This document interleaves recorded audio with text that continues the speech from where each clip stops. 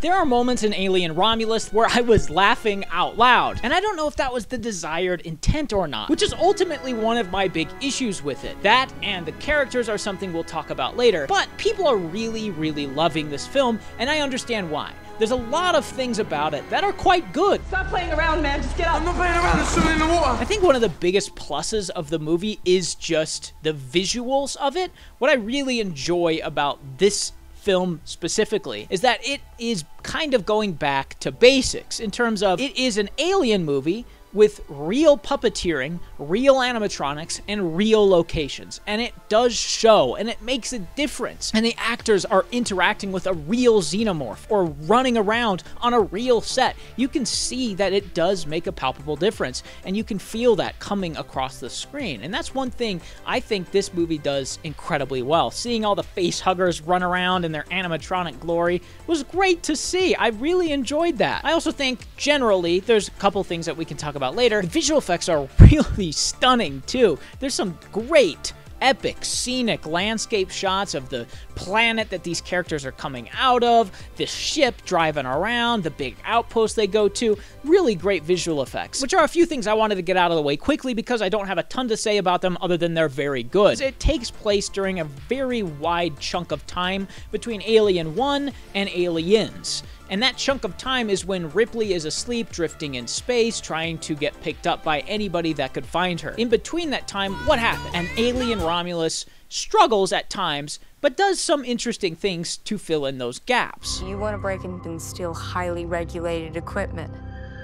This could be our only ticket out of here. Most namely, it gives us a glimpse at some colonies, some other planets that are less than desirable to be a part of. They're like these warp camps. Kaylee Spaney and her brother, who's an android, are working tirelessly to get out of there, and the conditions are horrible. People are monitoring them by their hours they work, and even when they have required hours, they still can't leave because the system is there to just crush them. And there is some interesting metaphorical things going on there between this film and real life. I do enjoy some of that as well. That was fun to see. I enjoyed that this was taking a completely different approach to the Alien series. Traditionally, these films are just people driving around in a ship and then they get attacked by a xenomorph. One of the best parts about this franchise, at least in those first four, is that they're so different creatively. They have such a unique style and voice to them, despite them being relatively the same movie. You got Alien 1, which is very much a Ridley Scott thriller horror movie. Then Aliens, which is very much a James Cameron action movie. Alien 3, even though he's disowned it,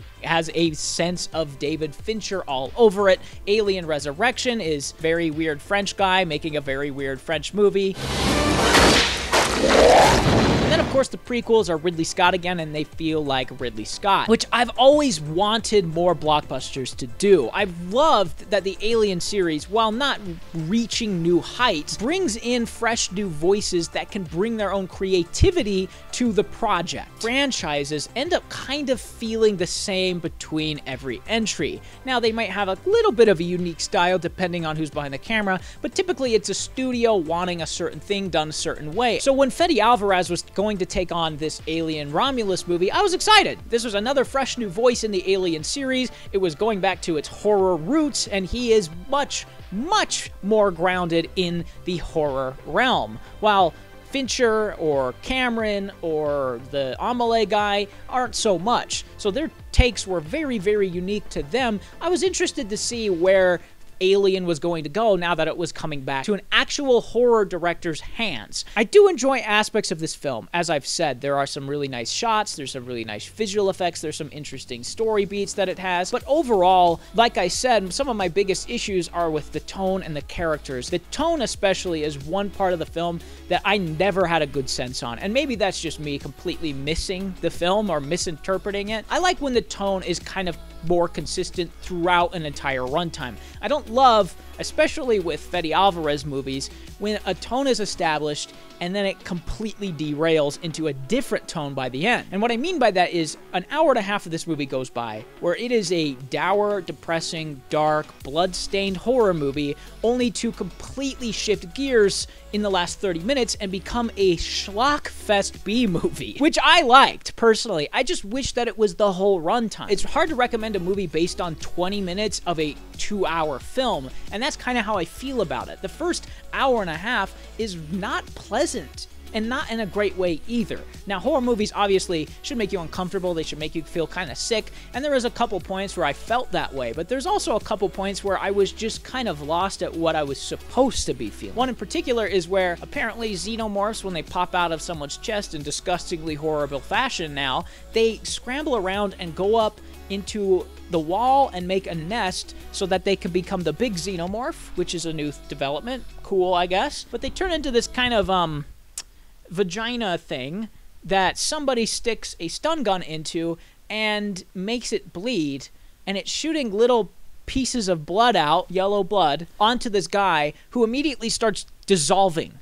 Like, literally, his whole body starts dissolving. You see his bones start melting. It's a pretty horrific sight. And in the theater, I was like, it's almost funny, but it's also horrific. And I was just kind of lost. There's one scene, Kaylee Spaney's character is falling down an elevator shaft after the artificial gravity came back on. And she's like suspended in midair, and you're going, what's going on? What is this? And it cuts to a wide, and it's the xenomorph who reached out its tail and caught her. And I died in the theater. I was laughing so hard because a xenomorph decided for no reason at all to stick its tail out and catch this falling woman. Because I was howling. And then it got even crazier at the end, which I don't really want to spoil. But there is some silly, goofy shit in this that I loved. And I wish it was more like that. But the first 90 minutes is a miserable slog because the tone is inconsistent and the characters are uninteresting. I wanted it to be either a dark and horrific horror movie, which it is at times, or a kind of goofier, slapsticky, Evil Dead 2 style horror comedy, and that's not helped out by the absolutely nothing burger characters at the heart of this film. Should be in and out in 30 minutes.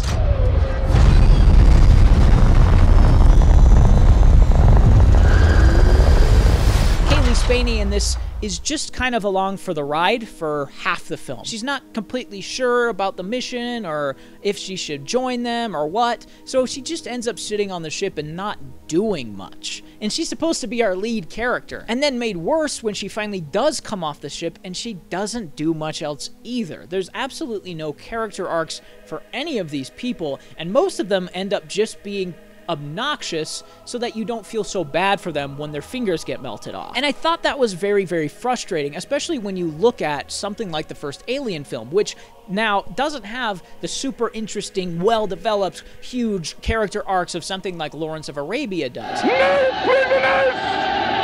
No prisoners! But they're at least likable, and they're at least somewhat interesting. They at least have some character traits, where in Alien Romulus, it's just a bunch of no-name people getting killed off that I couldn't care less about. And that is ultimately the big issue with it for me, which leaves only the story to carry the film, and the story isn't that great either. It's just a couple of people that go to a space station to find some cryopods, and it ends up feeling kind of like a video game because they're just going places to get something for something else. They go up to get cryopods. Oh, they're low on fuel. We need to go get fuel. Okay, we got the fuel, but now the xenomorph's out, just to artificially keep the characters on the ship so that the xenomorph can come around, and there's like 1,000 of them now.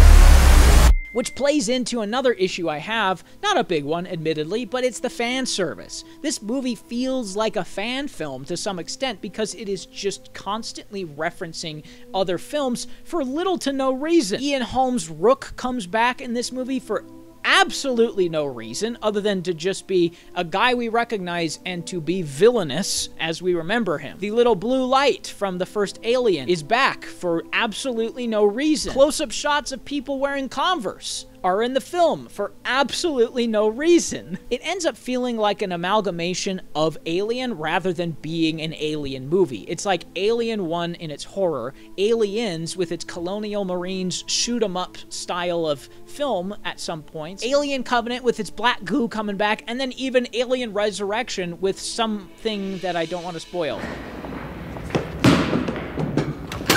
Because of that, I just had no interest in it whatsoever.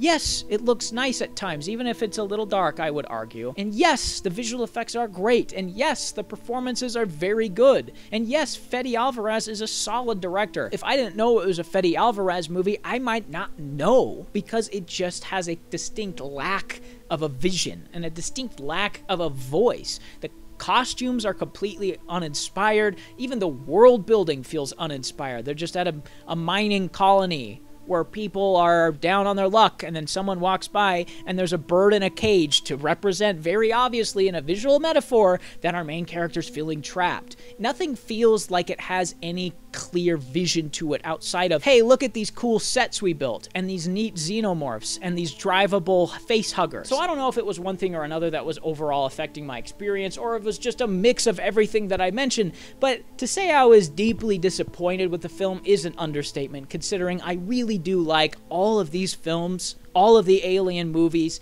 even if some are worse than others.